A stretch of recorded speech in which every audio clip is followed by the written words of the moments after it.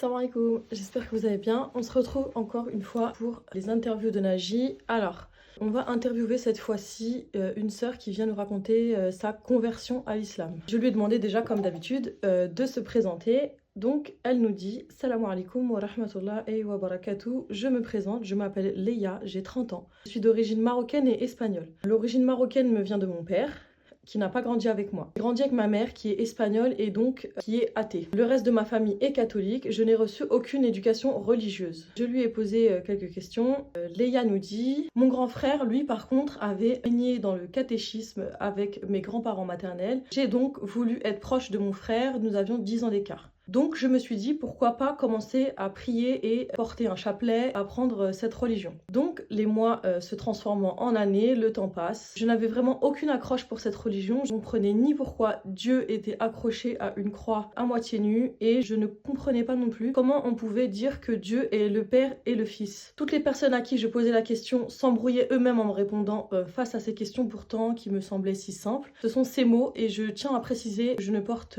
aucun jugement sur aucune religion, sur aucune personne. Je suis là pour transmettre un témoignage, c'est tout. J'ai décidé d'arrêter de croire en ceci car ce n'était pas une réelle croyance pour moi. Ça me semblait être une croyance erronée et incompréhensible. Étant habitante de quartier, je croisais souvent des musulmans. J'ai grandi avec eux, je mangeais chez eux et j'en avais marre d'être ce que j'étais dans cette société. C'est-à-dire j'en avais assez d'être habillée d'une manière qui satisfait l'œil de l'homme. J'ai commencé vaguement à poser des questions à ma demi-sœur, la fille de mon père donc. On avait 14 et 15 ans à ce moment-là. Donc les réponses qu'elle me donnait étaient vite faites et sans fondement. À un moment, je me suis dit pourquoi tout le monde critique l'islam. J'ai donc voulu en apprendre beaucoup plus sur l'islam.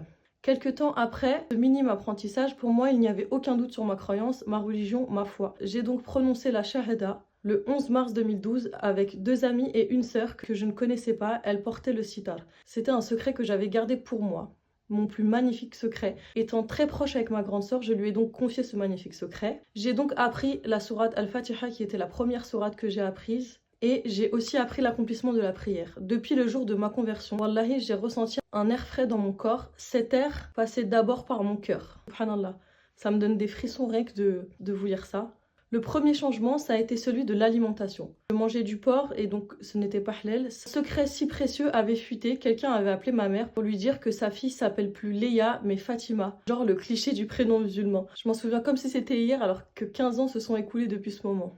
À ce moment-là, je rentrais du lycée hôtelier et ma mère avait préparé des lentilles en sauce avec saucisse de porc. Et elle se met à table et avec moi et me regarde manger. J'essayais de manger que les lentilles, même si celles-ci sont cuites dans le porc. Ma mère m'a posé une seule question pendant ce repas. Elle m'a demandé est-ce que j'étais convertie à l'islam. Je réponds honnêtement à ma maman en me disant dans ma tête ça fait des mois, c'est maintenant ou jamais qu'il faut le dire. Et je réponds en la regardant oui maman, je me suis convertie à l'islam. Ma mère m'a giflé et a tout cassé dans ma chambre. Elle a appelé toute ma famille pour dire que sa fille était une terroriste. Mon grand frère avec qui j'étais proche m'a dit je kiffais Mohamed Merah. Malheureusement, je me suis convertie dans le même mois qui a suivi les attentats. Ma mère m'a dit qu'elle allait me forcer à aller en cours en jupe et en hijab. Puis elle m'a dit si tu veux rester dans mon domicile, tu vas manger du porc maintenant tout de suite. Par Allah, j'étais en pleurs. J'ai appelé vite ma grand-mère pour lui dire. Elle a hurlé au téléphone à ma mère en lui disant que c'était n'importe quoi sa manière de faire et que ça fait des mois que je suis convertie et que c'est que maintenant qu'elle réagit. Ma soeur n'étant pas en France à ce moment-là, je ne pouvais pas aller me réfugier chez elle. J'ai pensé fort à Allah pour qu'il me pardonne. J'ai mangé cette tranche de jambon. Les tensions se sont atténuées avec ma mère, je ne sais pas pourquoi ni comment, mais subhanallah, le lendemain, elle m'avait acheté un nouveau téléphone, elle m'a juste dit pas de viande halal ni de voile à la maison. La plus grosse difficulté que j'ai eue, c'est quand je me suis voilée. Comme ma mère m'avait dit au départ, pas de voile ni de viande halal à la maison. Finalement, par la grâce d'Allah, elle a accepté et elle a même accepté le djilbab. Mais elle continue à me dire pas de gants, pas de niqab. Puis les gants sont apparus et même le niqab, alhamdoulilah. Je reviens du coup sur la grosse difficulté que j'ai eue, le travail.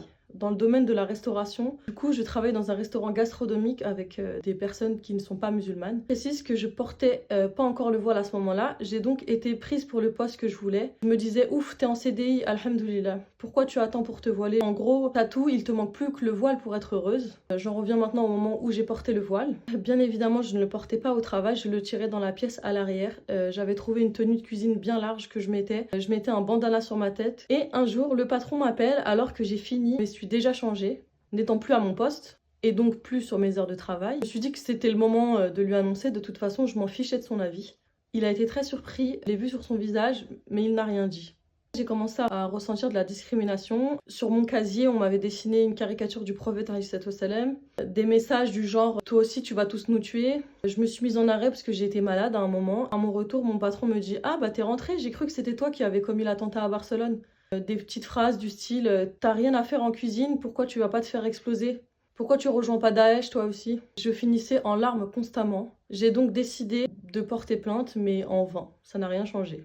Je laisse tout ceci entre les mains d'Allah de toute façon. Ça a été vraiment ma plus grosse épreuve, elle nous dit. Et encore aujourd'hui, certains membres de ma famille me demandent si je ne voudrais pas aller en Syrie. Mais heureusement, il n'y a pas que des mauvais moments. Il y a aussi mon premier ramadan, mes premiers repas, premier tarawih. Tout ça sont des moments extrêmement forts. Et encore aujourd'hui, 15 ans après, j'en pleure encore quand je vois tout ce beau rassemblement, tout ce monde pour adorer Allah. La découverte des versets du Coran ont été également une magnifique découverte pour moi. J'ai du mal à vous lire son témoignage, c'est vraiment quelque chose qui résonne en moi et qui m'émue beaucoup. La sœur continue, elle poursuit en nous disant au quotidien, c'est un combat avec soi-même pour préserver sa foi de tout égarement. C'est pas facile tous les jours, mais alhamdoulilah. La partie de l'islam que je trouve vraiment magnifique, c'est le voile de la femme. N'est-ce pas magnifique une femme avec de la pudeur, pudique à l'extérieur aux yeux de tous ces inconnus? Une fois chez elle, celle-ci se parfume, se maquille, s'apprête comme bon lui semble, pour elle-même ou pour son époux. La pratique de la prière est quelque chose qui m'a donné du mal, mais alhamdoulilah, Allah facilite toujours. La sœur nous dit « J'ai du mal à gérer les événements, les critiques, les insultes, les regards. Je vais souvent voir la personne pour lui demander si elle a un souci. J'essaie de parler avec elle. Honnêtement, je l'envoie balader la plupart du temps. Souvent, lors de mes rendez-vous, on m'appelle Madame Intel avec mon nom de famille. Je dis « Pardon, on vous a pas encore appelé ?» Et après, ça me regarde bizarre. Ils doivent se dire « Encore une qui s'est radicalisée, quoi. »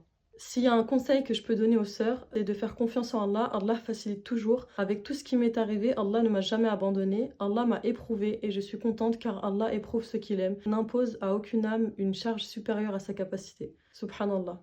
Donc même si tu te dis mais comment je vais faire pour prier, pour manger, ne t'inquiète pas, Allah t'aidera. J'aimerais que les gens comprennent que c'est notre choix. Personne ne nous oblige à nous voiler. Les bonnes sœurs ne se font pas agresser pourtant. Personne n'en parle, ni ne leur font de remarques. C'est ma volonté et c'est ma vie. C'était le témoignage de Leia qui est convertie à l'islam depuis une quinzaine d'années maintenant. Et je vous demanderai encore une fois d'être bienveillant dans les commentaires s'il vous plaît. De respecter le choix de tout le monde. Respecter tout le monde. Voilà. Merci beaucoup. Je vous dis à bientôt et abonnez-vous.